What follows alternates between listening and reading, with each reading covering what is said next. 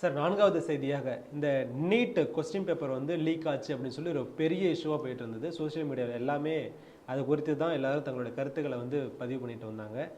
இப்போது அந்த வழக்கானது சிபிஐ கைக்கு போனதுக்கு பிறகு இப்போ அந்த வழக்கில் திடீர் திருப்பம் வந்துள்ளது சார்.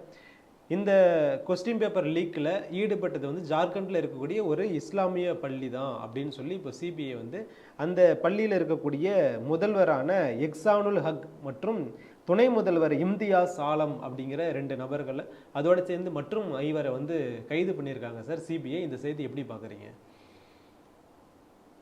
நீங்கள் சொன்ன ஒரு அண்டர்லைன் பண்ணீங்க, இஸ்லாமிய பள்ளி என்பதும் கவனிக்கப்பட வேண்டிய ஒரு விஷயம். இந்த கொஸ்டின் பேப்பர் லீக் வந்த உடனேயே எல்லாம் கத்தினாங்க.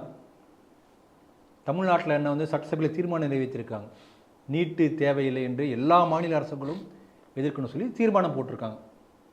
தீர்மானம் போட்டு ஒன்று நடக்க போகிறதுன்னு வச்சுக்கோங்களேன். நீட்டை அவங்க ஒழிக்கிற ரகசியம் என்ன தெரியுங்களா?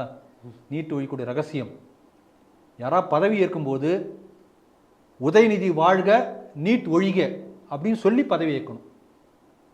அதுதான் நீட் ஒழிப்பின் ரகசியம், வேற எதுவும் பண்ண முடியாது.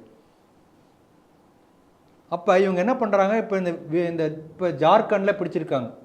இந்த கொஸ்டின் பேப்பர் லீக் சம்மந்தமான ஜார்க்கண்டில் இருக்கக்கூடிய அந்த பள்ளிக்கூடத்தில் ஹக்கு ஆலம் என்கிற 2 பேரை பிடிச்சிருக்காங்க. கல்லூரி முதல்வர் அதே போல் துணை முதல்வர் 2 பேரையும் வேண்டுமென்றே இந்த நீட் தேர்வுத்தாளை கசிய விட்டிருக்கிறார்கள், அதுக்காக பிடிச்சிருக்காங்க. ஏற்கனவே வந்து 2 பேர் அரெஸ்ட் பண்ணாங்க. அந்த 2 பேர் அரெஸ்ட் பண்ணப்போ அவங்களுக்கு பின்னாடி உதவி செஞ்சவங்க அது அம்பு, அந்த 2 அம்பை எய்தது யாருன்னு பார்த்தா ஒரு 6 பேர். அந்த 6 பேரை ஜார்க்கண்டில் அரெஸ்ட் பண்ணாங்க. அந்த 6 பேர் ஒரு இன்ட்ரெஸ்டிங் சமாச்சாரம் இருக்குது. அந்த 6 பேர் அரெஸ்ட் பண்ணது காங்கிரஸ் ஜார்க்கண்ட் மாநில காங்கிரஸ் கட்சி அலுவலகத்தில் என்று செய்தி வந்தது. அது எங்கே வந்ததுன்னா பல முன்னாடி ஆங்கில நாளிதழ்கள் அந்த செய்தி வந்தது.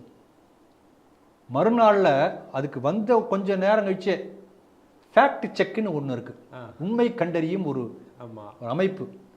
நீங்கள் என்ன ஒன்று புரிஞ்சுக்கணும், இந்த ஃபேக்ட் செக்கில் ஏதாவது ஒன்று உண்மை அப்படின்னு வந்ததுன்னா அது பொய்ன்னு நீங்கள் எடுத்துக்கலாம். ஏதாவது ஒன்று பொய்ன்னு வந்து வச்சுக்கோங்களேன், அது உண்மையை நீங்கள் எடுத்துக்கலாம். ஏன்னா அந்த ஃபேக்ட் செக்கினுடைய நம்பகத்தன்மை அவ்வளோதான் எனக்கு தெரிஞ்சு. எல்லா ஊடகங்களையும் வந்த பிறகு என்ன பண்ணிட்டாங்கன்னா இந்த ஃபேக்ட் செக் உடனே உள்ளே பூந்து நான் உண்மையை கண்டறிகிறேன்னு சொல்லிட்டு அந்த மாதிரிலாம் இல்லை, காங்கிரஸ் கட்சி அலுவலகத்தில் 6 பேர் அரெஸ்ட் பண்ணப்படவில்லை. அப்போ அந்த 6 பேர் காங்கிரஸ் கட்சியா இல்லையாங்கிறத சொல்லலை, ஆனால் காங்கிரஸ் கட்சி ஆஃபீஸ்லையும் அரெஸ்ட் பண்ணல அப்படின்னு ஒரு ஃபேக்ட் செக் சொல்லிட்டாங்க. அதனால் அந்த விஷயத்தை நம்ம கடந்து போயிடுவோம்.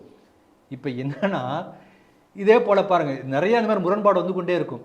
ஒரு மாணவி வந்து கோர்ட்டில் கேஸ் போட்டா அப்போ அவளே வந்து ஃபோர்ஜரின்னு சொல்லிட்டு அந்த மாணவி பெரிய தியாக சிம்பம் தியாக பிம்பம் அப்படின்னு சொல்லி காங்கிரஸ் கட்சி எல்லா கட்சியும் சேர்ந்து இது பண்ணாங்க, மாறி மாறி அப்படியே அவனை பாராட்டினாங்க. கடைசியாக சீட் அண்ட் ஃப்ராடு ஃபோர்ஜரின்னு சொல்லிட்டு கோர்ட்டு காரி துப்பிச்சு. புரியுங்களா? அது பண்ணது காங்கிரஸ். இப்போ தமிழ்நாட்டில் இங்கே பார்த்தீங்கன்னா கிட்டத்தட்ட 18க்கு மேற்பட்ட தனியார் மெடிக்கல் காலேஜ் நீட் வருவதற்கு முன்பு நீங்கள் யாராவது ஒருத்தர் போய் நீங்கள் கேட்டு பாருங்கள்.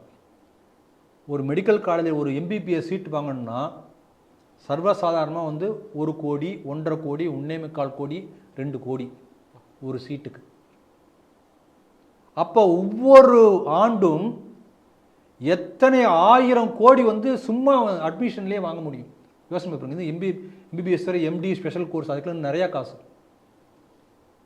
அப்போ பணம் காய்க்கும் மரமாக ஒரே ஒரு எம்பிபிஎஸ் காலேஜ் இருந்தால் போதும், அவனை 17-14 தலைமுறைக்கும் அவன் அப்படியே பணத்தையே கட்டி மாலையாக போட்டால் கூட வந்துகிட்டே இருக்கு காசு. அந்த அளவுக்கு பணம் காய்க்கும் மரம் இந்த மெடிக்கல் இன்ஸ்டிடியூஷன்ஸ். அவ்வளவு பணம் காய்க்கூடிய மரம் வந்து எல்லாம் எங்கள் பினாமி கையில், இந்த அமைச்சர்கள், திமுக, இந்த குடும்பம், ஜாயின்ட் ஃபேமிலி கையில் இருந்தது. இப்போ நீட் வந்து எல்லாம் ஒழிச்சாச்சா சும்மா இருப்பாங்களா? ஆகவே அந்த வயிற்றெரிச்சல் தான் இப்படி வேலை செய்யுது, வேற ஒன்றும் இல்லை. பெரிய ஒரு மாணவர்களுடைய கல்வி எதிர்காலத்தை பற்றியெல்லாம் கவலைப்படக்கூடிய அரசாங்கம் ஒன்றும் கிடையாது. அவங்களுடைய வருமான டப்பு போச்சு. ஏன் எல்லாம் இண்டிகூட்டில் ஒன்றா சேர்ந்தாங்க? டப்பு போச்சு, அவ்வளோதான்.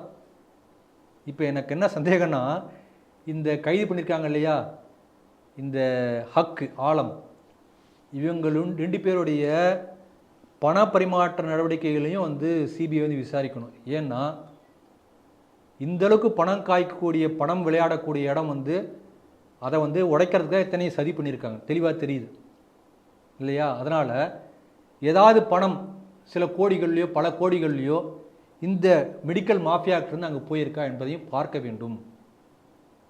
அதனால் இதை கவனிக்கணும். இப்போ காங்கிரஸ் கட்சி ஏன் மௌனமாக இருக்கு? உடனே இந்த மாதிரி ஏதாவது பேசணும்ல, அப்போ அவ்வளோ பேச்சு பேசினாங்களே, குதி குதிச்சாங்களே, ஏன் மௌனமாக இருக்கு? அது நம்ம பார்க்கணும். தமிழக அரசு இந்த நீட்டுக்காக தீர்மானம் போடுறாங்க. ஆனால் கள்ள சாராயத்தினால இவ்வளோ பேர் இறந்து போனாங்க, இவ்வளோ மக்கள் வந்து பாதிக்கப்பட்டிருக்காங்க, அதை பற்றி விவாதம் நடத்துவதற்காக எதிர்கட்சிகளை வெளியில் அமுச்சிடுவாங்களாம். அப்போ மக்கள் பிரச்சனைக்கு என்ன முக்கியத்துவம் கொடுக்குறாங்க பாருங்கள். ஆகவே காங்கிரஸும் சரி அல்லது திமுகவும் சரி தங்களுடைய அரசியல் லாபத்துக்காக மாணவர்களுடைய வாழ்க்கையிலே விளையாடி கொண்டிருக்கிறார்கள், மாணவர்களை பலிகடா ஆக்கி கொண்டிருக்கிறார்கள். ஆனால் இவங்க அந்த மாதிரி பண்ணாலும் கூட, இத்தனை மீடியா பவர் வச்சு பண்ணாலும் கூட சாதாரண மக்கள் புரிஞ்சுக்கிறாங்க. நீட் வந்து அவங்களுக்கு வரப்பிரசாதம் நினைக்கிறாங்க. பல பேர் நீட்டை வந்து ஆதரிக்கிறார்கள். ஆகவே மெல்ல மெல்ல மக்கள் புரிய ஆரம்பித்திருக்கிறார்கள். இவர்களுடைய போலி வேஷம் கலைந்து கொண்டு வந்திருக்கிறது.